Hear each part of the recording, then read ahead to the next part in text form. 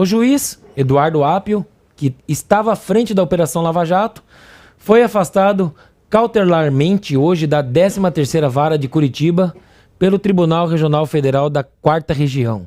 Apio foi denunciado à Corregedoria Regional por suposta ameaça ao desembargador federal Marcelo Malucelli. Eu gostaria de pedir à produção colocar a entrevista concedida à Globo News do juiz Eduardo Apio, por favor. A questão de alguns anos atrás, quando o atual presidente Lula ainda estava preso, a minha sigla de acesso ao sistema da Justiça Federal era LUL 22. Na época eu trabalhava com matéria previdenciária e esse foi um protesto isolado, individual meu, contra uma prisão que eu reputava ilegal. E depois, de fato, o Supremo Tribunal Federal considerou a prisão ilegal uma prisão com verniz, até porque não verniz político na época. Até porque se deu praticamente na véspera das eleições de 2018. Então, essa é uma questão individual minha, não sou petista, não tenho... Eu acho que o atual presidente Lula é uma figura histórica muito importante para o país, sem dúvida alguma. Erros e acertos vão ser julgados pela justiça. Aí a gente viu a entrevista concedida pelo juiz Eduardo Apio, né? Tem mais alguma coisa, André, agora? Para a produção colocar? Coloca agora a ligação, por favor, produção. Gravada que afastou o Eduardo Apio do cargo. Ah, então tá bom. Então o senhor entra em contato com ele, beleza? Mas se o senhor prefere, eu ligo pro seu pai diretamente, eu só não gostaria de incomodá-lo, só isso. Tá bom, claro. Pode ligar então. Faça o que for melhor. Então eu ligarei, digo que falei com o senhor, e que o senhor me autorizou a ligar para ele, incomodá-lo no próprio tribunal. Ah, pode falar. Incomodá-lo. Qual é o nome do senhor mesmo? Fernando Pinheiro Gonçalves, né? Isso. Ah, tá. Pode chamar aqui no setor de saúde, que nós temos aqui. Setor de saúde. 210, 50. Setor de saúde, Fernando Pinheiro Gonçalves. Tem certeza que esse é o nome do senhor? Tenho certeza absoluta. Então tá bom. E o senhor tem certeza que não tem aprontado nada? Ah, agora tá certinho. Aprontado?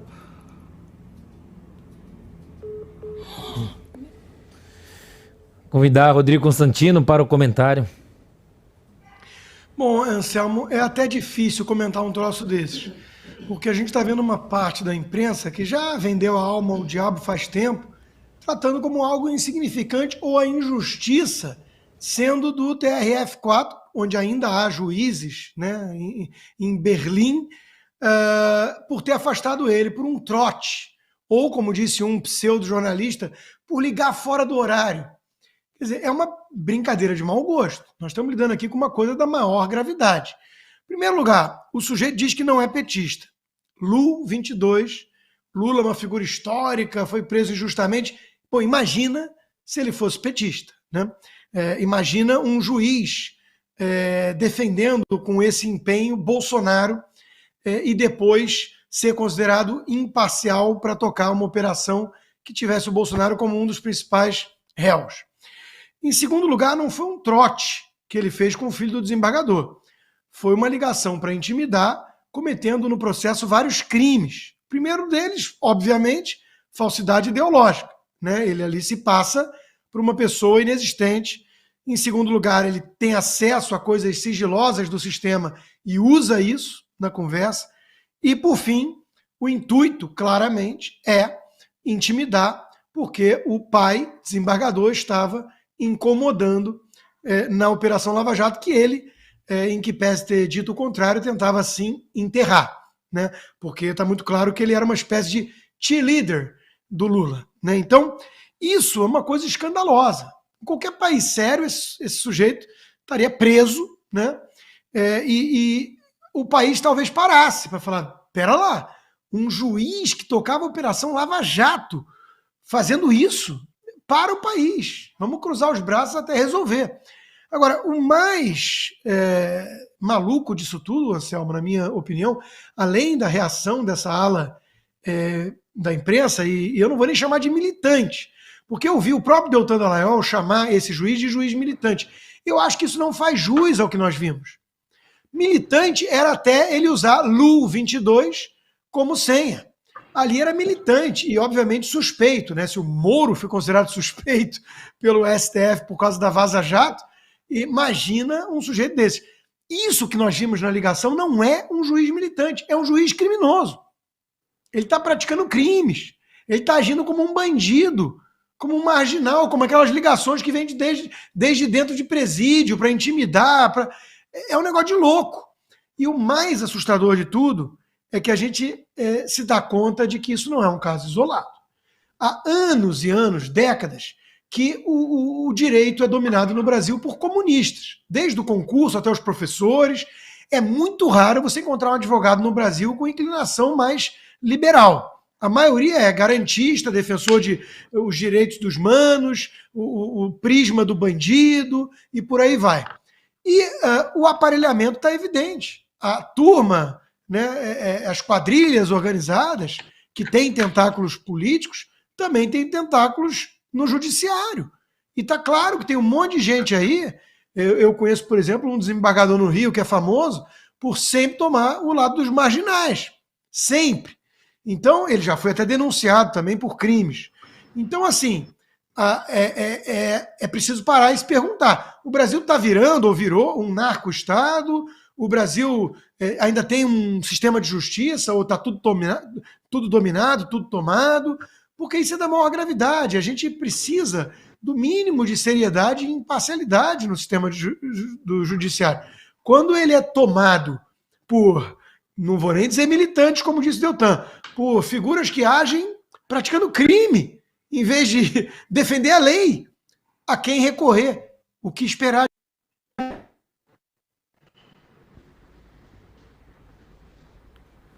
Voltou?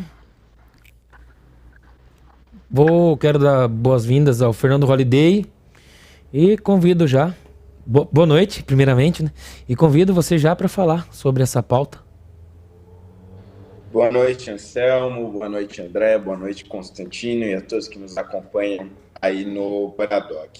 Realmente é uma história digna daquelas comédias péssimas, né, que volta e meia aparece, né, as famosas comédias pastelão, porque realmente é inacreditável que um juiz, e veja, não é porque ele é o juiz da Operação Lava Jato, que herdou a Operação Lava Jato, mas que um juiz se preste a este papel de, primeiro, ligar fazendo ameaças extremamente baixas, mesquinhas, com um filho de um desembargador, se passando por outra pessoa.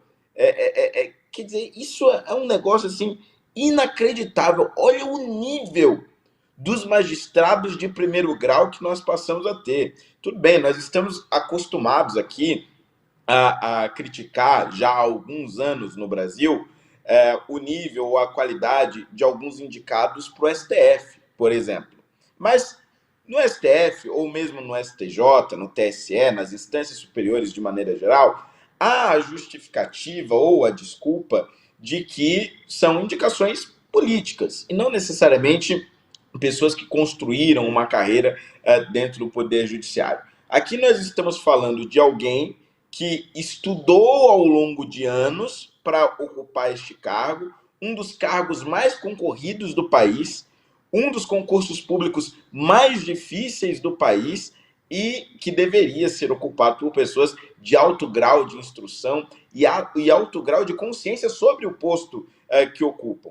E quando a gente vê esse juiz ápio, a gente percebe que realmente concurso público no Brasil não significa absolutamente nada. Aliás, está muito distante de demonstrar ou de servir como uma espécie de certificado de bom profissional para alguns. Mas, para além disso, é inegável ou é quase que impossível nós fazermos um comparativo com aquilo que aconteceu com a Lava Jato enquanto ela estava nas mãos de Sérgio Moro.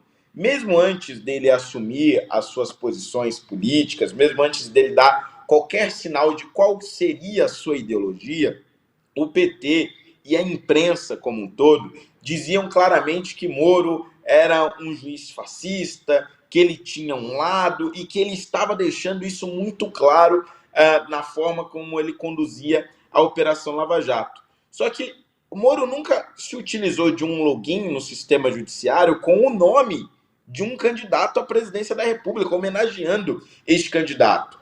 Moro nunca deu um trote no filho de um desembargador, tentando ameaçar ele para que obtivesse uma decisão favorável em segundo grau das decisões que ele tinha tomado no primeiro. E aí vão dizer, mas a Vaza Jato e tudo mais. Em que pese a Lava Jato ter cometido os seus erros, os seus excessos, etc., no caso da Vaza Jato, nós tivemos um problema de autenticação das mensagens, que nunca foi autenticado, não se sabe exatamente o quanto era real e o quanto era falso daquilo que foi vazado. E segundo, eram diálogos, no mínimo, antiéticos entre o promotor e o juiz, mas ainda assim, diálogos sobre o processo e tudo mais. Não havia ali nenhuma tentativa de se ameaçar outros desembargadores ou outros juízes para que eles pudessem decidir da mesma forma que o juiz da primeira instância estava decidindo, ou seja, mesmo no maior escândalo envolvendo os antigos membros da Operação Lava Jato, não se compara ao escândalo que nós estamos vivendo agora. E a tentativa de se amenizar o que está acontecendo é absolutamente escandalosa. A revolta que a gente vê, por exemplo, de Gilmar Mendes em relação à antiga força-tarefa da Lava Jato não se aparece agora nesse momento. Pelo menos não na mesma proporção, na mesma indignação.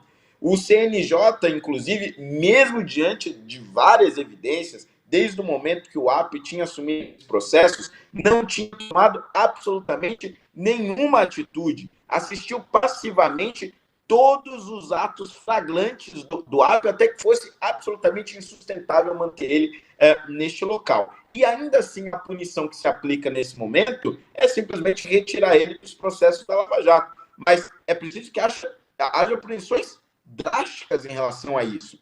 E quando se fala em punição, não é aposentadoria compulsória, é caso de demissão, ele perder o seu emprego, ele perder o seu lugar na carreira pública. Senão, nós corremos o risco, e não estamos muito longe disso, de deslegitimar até mesmo o Poder Judiciário, que deveria estar mais próximo da isenção, se comparado com o STF ou comparado com o STJ, porque não é um local de indicações políticas. Se uma punição devida não for dada na instância de primeiro grau, aí definitivamente a gente pode perder qualquer resquício de esperança que alguém ainda possa ter, mesmo diante de tudo isso, no nosso sistema judiciário.